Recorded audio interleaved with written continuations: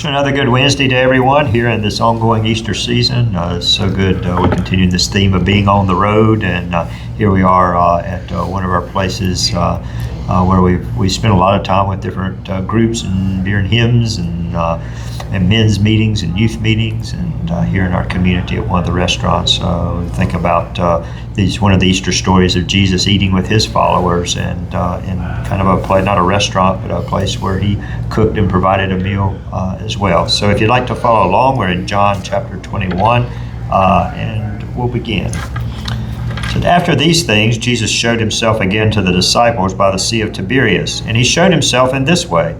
Gathered there together were Simon Peter, Thomas called the twin, Nathanael of Cana in Galilee, the sons of Zebedee, and two others of his disciples.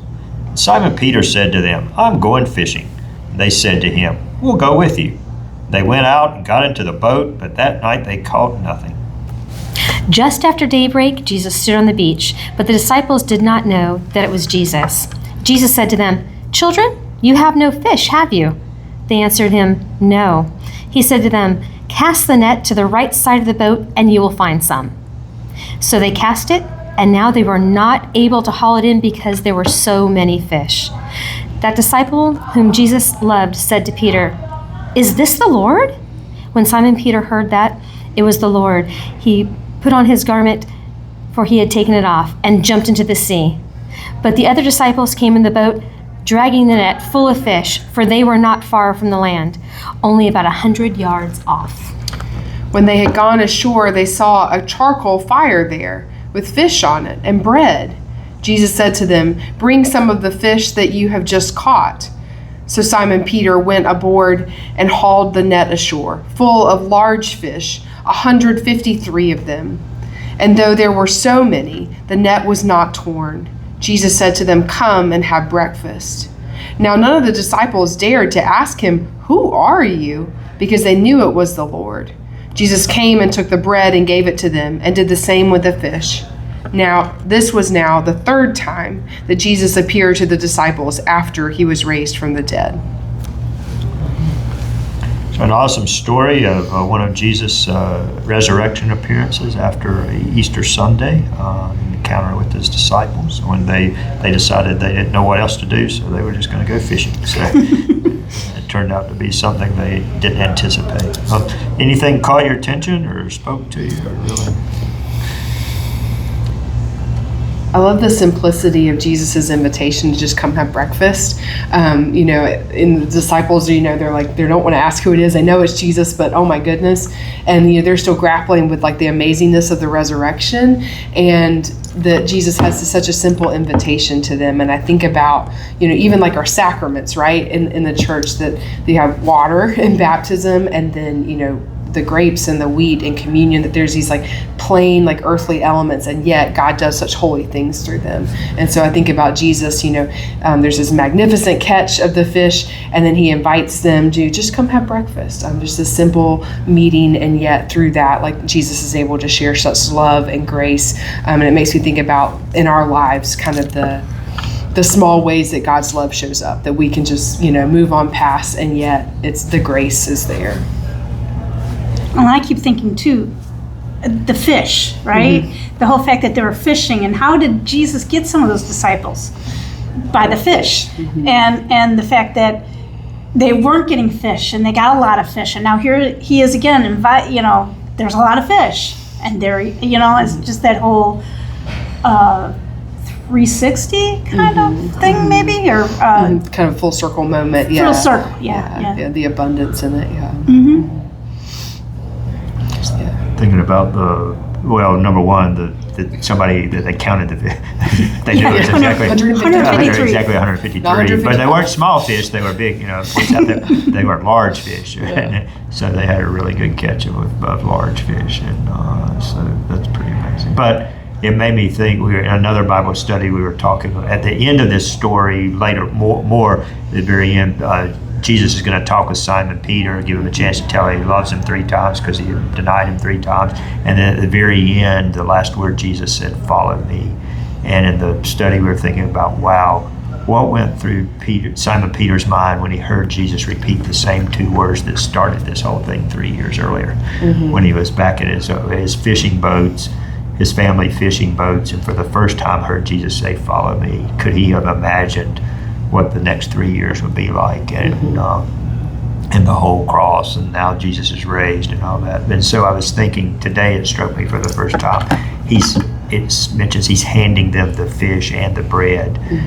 And are they somehow thinking about, wow, that time we were gathered with thousands of people and he handed fish and bread to us to hand to other people, and all these thousands of people were fed with fish and bread, and now he's feeding us with fish and bread again. And I don't know, it's just like those memories, and being there by the shore fishing and remembering what it was like on those other journeys, or what their life was like before they followed Jesus when they were fishing all the time, and how everything's been changed forever because Jesus is alive.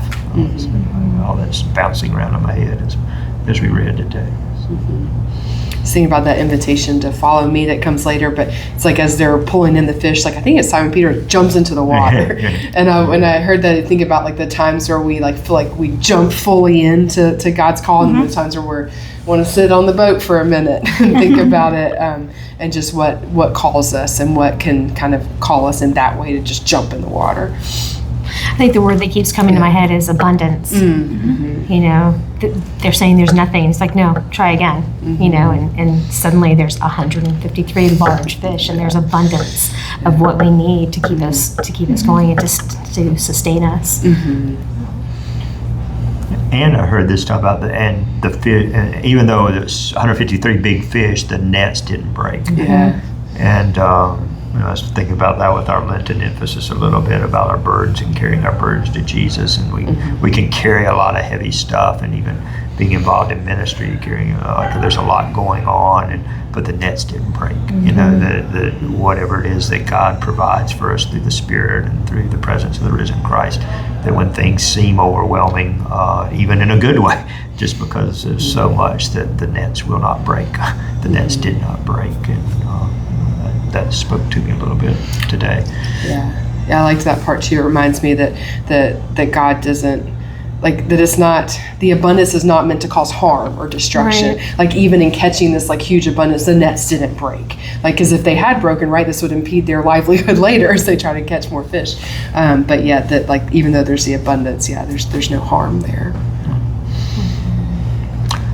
Well, it's good to be in these Easter days. This a great 50-day season when we celebrate Easter every day of our lives, and certainly every Sunday, the day of the resurrection, but particularly in these 50 days, we remember the wonderful ways that the risen Lord appeared to his followers and continues to appear and be present in our lives as well. So take a few moments. We always end these discussions with prayer, just to whatever we might want to lift up to God, and then some time of silence so that you can lift up to God whatever's on your heart or mind here on a Wednesday afternoon, or whenever you happen to come across this online or share with someone else. We'll enter into a time of prayer. Oh God, we do thank you for the miraculous wonder of Easter and the victory of your Son over death, the power of your love to conquer all things. We thank you for all the ways Jesus continues to appear in surprising ways in our lives and provide for us and guide us and show us what needs to be done, and even care so much that he continues to feed us with the essence, the living bread from heaven. We ask that you would hear whatever it is that we carry to you in these moments of prayer.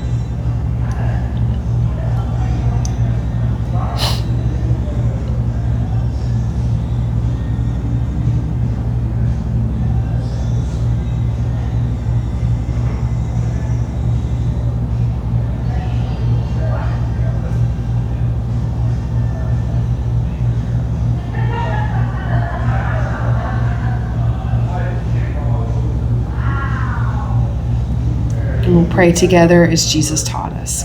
Our Father, who art in heaven, hallowed be thy name. Thy kingdom come, thy will be done, on earth as it is in heaven. Give us this day our daily bread, and forgive us our trespasses, as we forgive those who trespass against us. And lead us not into temptation, but deliver us from evil. For thine is the kingdom, the power, and the glory, forever and ever. Amen. Again, God's peace to you here in this on middle of this week on a Wednesday, and pray that this might be a blessing for you. I invite you to share with others a whole collection of these things online, devotional discussions that might find meaning in, and just pray for the peace and joy of Easter to continue to find a place in your heart.